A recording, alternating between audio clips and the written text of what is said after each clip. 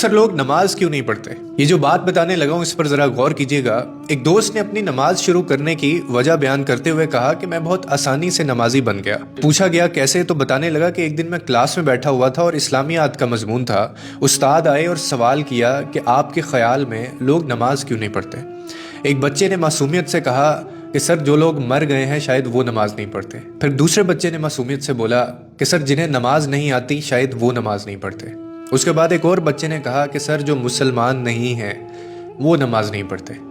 پھر ایک اور طالب علم اٹھا اور کہنے لگا کہ جو لوگ اللہ سے نہیں ڈرتے سر وہ نماز نہیں پڑھتے۔ وہ کہنے لگا میں یہ سب سن رہا تھا کہ اچانک میرے دل میں ایک سوال اٹھا اور میں نے خود سے کہا کہ میں تو زندہ بھی ہوں، مجھے نماز بھی آتی ہے اور میں مسلمان بھی ہوں اور میں اپنے رب سے ڈرتا بھی ہوں، پھر میں کیوں نماز نہیں پڑھتا؟ کہنے لگا میں خود ہی اپنے سامنے کھڑا ہو گیا کیونکہ میرے پاس کوئی جواب نہیں تھا اور مجھے خود سے گھن آ رہی تھی۔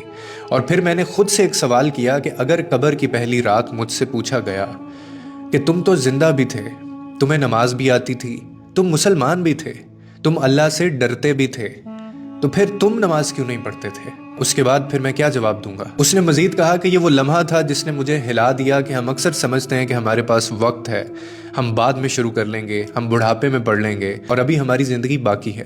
مگر حقیقت یہ ہے کہ موت کسی وقت کا اعلان نہیں کرتی۔ اگر آپ نماز نہیں پڑھتے تو آپ اندر سے خالی ہو چکے ہیں۔